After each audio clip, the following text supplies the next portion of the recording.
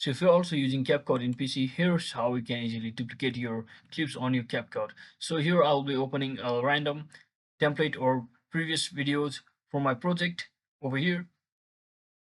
So as you can see, I've already opened my previous videos from my existing project. So to simply duplicate a clip, all you have to do is just select the particular clip which you want to duplicate. Let's say I want to duplicate, in this example, let's say I want to duplicate this clip over here.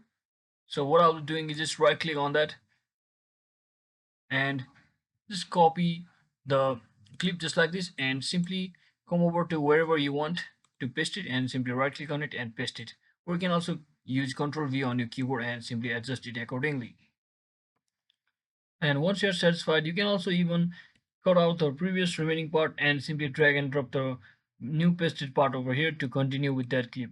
So that's exactly how we do it, guys. I hope this video was helpful. If it was, don't forget to like and subscribe to the channel. See you on the next one.